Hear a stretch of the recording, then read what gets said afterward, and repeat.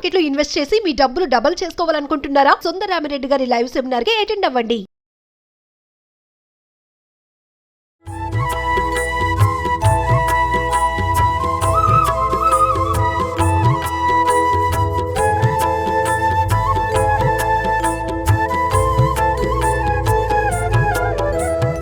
నమస్తే సుమన్ టీవీ ప్రేక్షకులందరికీ దసరా పండగ శుభాకాంక్షలు. నమస్తే అమ్మా. నమస్తే అమ్మా. నవరాత్రుల శుభాకాంక్షలు అమ్మా. మీ అందరికీ కూడానమ్మా, ప్రేక్షకులకి, మీకు, సిబ్బందికి, ఎక్కడెక్కడైతే తెలుగు వాళ్ళు దసరా పండగ చేసుకుంటున్నారో వాళ్ళందరికీ కూడా శుభాకాంక్షలు. థ్యాంక్ యూ సో మచ్ అమ్మా, ధన్యవాదాలు.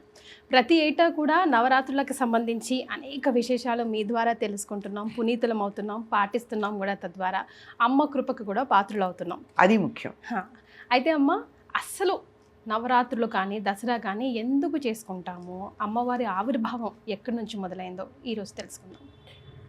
నవరాత్రులు అంటే 9 రాత్రులు. 9 రాత్రులు ఒక దీక్షగా చేసేటటువంటి వ్రతానికి నవరాత్రి వ్రతం అని పేరు. దీన్ని శరన్నవరాత్రులు అనేటటువంటి పేరుతో పిలుస్తాం. శారదా నవరాత్రులు, దేవీ నవరాత్రులు అంటే శరదృతువులో వస్తాయి గనక శరన్నవరాత్రులు. అమ్మవారిని పూజ చేస్తాం గనక దేవీ నవరాత్రులు అని.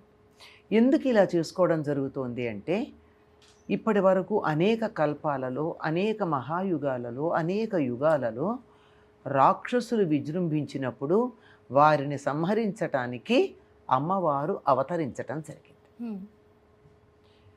ఎందుకు అమ్మవారి అవతరించడం జరిగింది అంటే, వాళ్ళందరూ స్త్రీల పట్ల ఉండేటటువంటి చులకన భావంతో వాళ్ళ వల్ల మాకు మరణం వద్దు, వీళ్ళ వల్ల మరణం వద్దు అనేటటువంటి అనేక మందిని చెప్తూ అందులో ఆడవాళ్ల పేర్లు పర్వాలేదులే అని వదిలేశారు. మూర్ఖులు. మరి అంటే ఆడవాళ్ళని చులకం చేసే వాళ్ళు ఏ జాతి వాళ్ళు, వాళ్ళు ఏ జాతికి చెందుతారో మనం అర్థం చేసుకోవాలి. అలా చేసినప్పుడు ప్రతిసారి కూడా మరి దేవతలందరికీ అర్థమైపోయింది, వీళ్ళు మగవాళ్ళ చేతిలో మరణం లేకుండా వరం అడిగాడు కదా, అంచేత ఒక స్త్రీ రూపంలో కావాలని తమ శక్తులన్నింటినీ ఒక్కచోట ప్రోధి చేసి అక్కడ పెట్టడం జరిగింది. అలా దేవి ఆవిర్భవించింది. అందుకే ఆవిడ్ని గురించి ఏం చెప్తాం, యా దేవి సర్వభూతేషు శక్తి రూపేణ సంస్థిత, నమస్తస్యై నమస్తస్యై నమస్తస్యై నమో నమః. ఏ తల్లి అయితే శక్తి రూపంలో అన్ని ప్రాణుల్లోనూ ఉంటుందో ఆ తల్లికి నమస్కారం అని. శక్తి ఎక్కడుంటే అక్కడ ఆవిడే అమ్మవారే ఉన్నట్టు. అటువంటి శక్తి మొట్టమొదటిసారి తమోగుణ ప్రధానంగా మహాకాళిగా ఆవిర్భవించింది.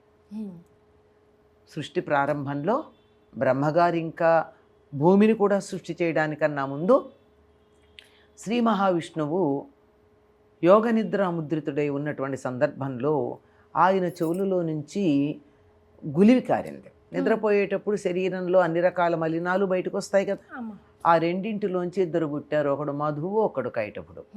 వాళ్ళిద్దరూ మరి తమోగుణ ప్రధానం మలినంలోంచి పుట్టారు గనక వచ్చి బ్రహ్మగారిని నువ్వు అక్కడి నుంచి లేని ఆయన, నీ పని మేం చేస్తామన్నారు. అంటే ఆయన అన్నాడు, ఈ పని నాకు అప్పచెప్ప చెప్పారు, నేను ఎట్లా లేస్తానన్నాడు. లేదు, నువ్వు లేవనన్నాలే, మాతో యుద్ధం అన్నా చేయి. ఆయనకి ఏం చేయాలో తెలియక విష్ణుమూర్తిని ప్రార్థించాడు. తండ్రి ఆయనే కదా, విష్ణుమూర్తి యోగ నిద్రలో ఉన్నాడు. ఎంత ప్రార్థించినా మెలకు రావట్లేదు. అప్పుడు నిద్రాదేవిని ప్రార్థించాడు, అమ్మ నువ్వు కొంచెం సేపు తప్పుకుంటే విష్ణువు మేలుకుంటాడు అని. అప్పుడు యోగ నిద్ర యువతలకు వచ్చింది. దాన్ని రాత్రి సూక్తం అనే పేరుతో పిలుస్తారు. అది మొట్టమొదటి స్తుతి. అది నిద్ర రూపంలో ఉన్న అమ్మవారు ఆయన నుంచి బయటకు వచ్చింది కనుక తమోగుణ ప్రధానమైనది కాళీ అంటారు. ఆ తరువాత మహిషాసుర మర్దనం కోసం మహాలక్ష్మిగా అవతరించింది. అటు పిమ్మట శుంభులను సంహరించడానికి సరస్వతిగా అవతరించింది. ఇదేమో మొట్టమొదటిది తమోగుణం, తరువాత రజోగుణం, ఆ పిమ్మట ఉన్నటువంటిది సత్వగుణం. ఈ 3 గుణాల్లోనూ మహాకాళి, మహాలక్ష్మి, మహాసరస్వతి అనే పేర్లతో మనం చెప్పుకుంటాం. ఇవి కాక ఎప్పుడెప్పుడైతే రాక్షసులు ఆవిర్భవించారో అప్పుడల్లా ఈ శక్తి ఆవిర్భవించి వాళ్ళని సంహరించింది. ఏమి అమ్మ సంహరించటం ఏమిటి?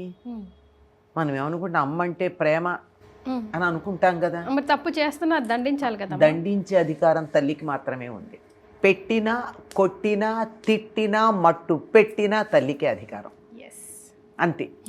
తండ్రి అలా చూస్తూ ఊరుకోవాలి.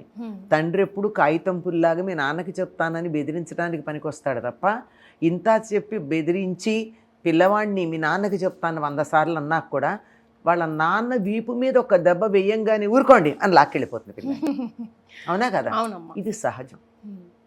ఒక్క బిడ్డని దండించటం ద్వారా కోటాను కోట్ల మంది రక్షించబడతారన్నప్పుడు 2 బిడ్డలకి తల్లి అయినటువంటి ఆవిడ ఆ ఒక్క బిడ్డని దండించటం ఎన్ని రకాలుగా వీలైతే అన్ని రకాలుగా దండించి మాట వినకపోతే లేకుండా చేయడం, మిగిలిన వాళ్ళని రక్షించటం అన్నది జరుగుతూ ఉంటుంది.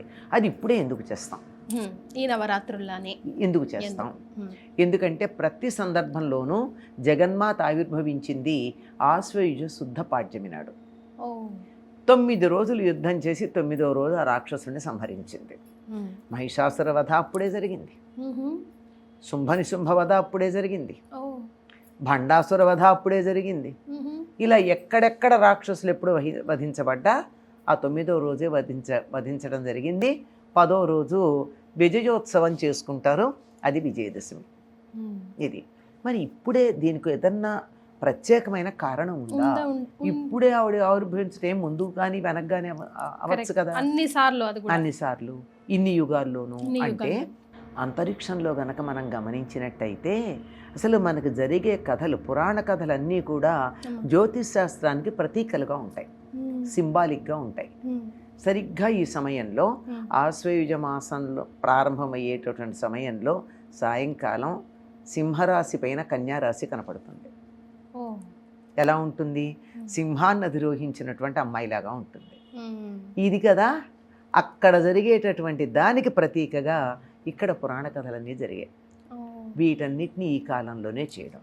ఆవిడ ఏదో సంహరించింది కదా, మనకేమిటి సంబంధం? అంతే కదా, అంతే. అలా సందేహం వస్తుంది. మన కోసమైనా మనం ఎందుకు దీక్షలు వహించాలి, పూజలు చేయాలి అంటే మనకేంటి సంబంధం? అసలు ముందు లాభం ఎలాగో వాళ్ళ పని వాళ్ళు చేసుకుంటారు, ఎందుకు మనమంతా ఈ పనులు చేయాలి అంటే, ఎవరైనా మన కోసం ఒక పని చేస్తున్నప్పుడు మన ఆత్మీయులు వాళ్ళకి బలం కలగడానికి మనం ఇంట్లో కొన్ని పూజలు అవి చేస్తామా లేదా?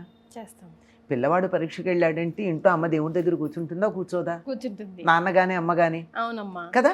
అలాగ అమ్మవారు అక్కడ చేస్తూ ఉంటే ఋషులందరూ యజ్ఞయాగాదులు చేశారు, మానవులందరూ దీక్ష వహించారు. అమ్మవారు అక్కడ మహిషాసురుణ్ణో లేక భండాసురుణ్ణో సంహరించేదాకా మేము ఆహార నియమం పాటిస్తాం, మరో నియమం పాటిస్తాం, నిన్ను కీర్తిస్తాం అంటారు. ఇప్పుడు ఆట జరుగుతూ ఉంటుంది. ఆట జరిగేటప్పుడు వాళ్ళు ఒక మంచి క్రికెట్లో రన్స్ చేసినప్పుడు, ఫుట్బాల్లో గోల్ చేసినప్పుడు ఏదో ఉంటాయి కదా, అవి చేసినప్పుడు అందరూ చప్పట్లు కొట్టి వాళ్ళని ఎంకరేజ్ చేస్తారు. ఎందుకు? ఎవరైతే మనం చప్పట్లు కొట్టి ప్రోత్సహించామో అప్పుడు వాళ్ళకు ఉత్సాహం పెరుగుతుంది. కనుక అమ్మవారు అలా ఉత్సాహంగా యుద్ధం చేసి ఆ రాక్షసుల్ని సంహరించటం కోసం, రాక్షసులకి వీళ్ళంతా ఆవిడిని ప్రోత్సహిస్తున్నారు అని వాళ్ళకి నీరసం రావడం కోసం వీళ్ళందరూ కూడా నియమాలు వహించి, మానవులందరూ నియమాలు వహించి దీక్షలు వహించారు. ఋషులందరూనేమో యజ్ఞాగాది క్రతువులు చేశారు, దేవతలందరూ కూడా దానికి సంబంధించినటువంటి ప్రయత్నాలు చేసుకున్నారు. అందుకని ఇప్పుడు కూడా సమాజంలో మహిషాసురులు లేరా? దున్నపోతులు లాంటి వాళ్ళు లేరా అమ్మా? ఉన్నారమ్మో, ఉన్నారు కదా, రోజుకు అసలు ఉన్నారు. మరి మధుకైటబుల్ లాంటి వాళ్ళు లేరా? నువ్వు ఆ సీట్లోంచి నేను కూర్చుంటానండి రవాయించే వాళ్ళు లేరా? ఉన్నారు కదా. అట్లాంటి వాళ్ళందరినీ కూడా మనం వెళ్ళి యుద్ధాలు చేయలేం కదా. దీక్ష వహించి అమ్మవారిని ప్రార్థించి అలాంటి భండాసురుల్ని, మహిషాసురుల్ని, మధుకైటబుల్ని, శుంభనిశుంభుల్ని, దుర్గాసురుణ్ణి, దుర్గమాసురుణ్ణి, అరుణాసురుణ్ణి, ఇలా ఎవరెవరున్నారో వీళ్ళందరినీ నువ్వు సంహరించమ్మా. ఆ లక్షణాలు ఉన్న వాళ్ళని మేము ఇక్కడి నుంచి నీకు పూజ మాత్రమే చేస్తాము అని చెప్పడానికి మనమంతా 9 రోజులు పూజ చేస్తామమ్మా. భలే. అసలు జనరల్గా ఎప్పుడైనా నవరాత్రుల మీదనే వెళ్ళిపోతాం, ఆ రోజు ఏం పూజలు చేసుకోవాలి, మహిళలు కూడా చాలామంది దానికోసం వెయిట్ చేస్తూ ఉంటారు. కానీ ఈ వీడియో పిల్లలు, పెద్దలు, ముఖ్యంగా పిల్లలకి కంపల్సరీ చూపించండి. ఎందుకంటే బ్లైండ్గా దసరాలు చేసుకోవడం, నవరాత్రులు చేసుకోవడం కాదు, వెనకాల విశేషం తెలిసినప్పుడు శ్రద్ధ భక్తులతో ఎప్పటికీ గుర్తుండిపోతుంది కదమ్మా. తరతరాలు గుర్తుంచుకోవాల్సిన విషయాలు కదా ఇదంతా. చాలా సంతోషం. ధన్యవాదాలు.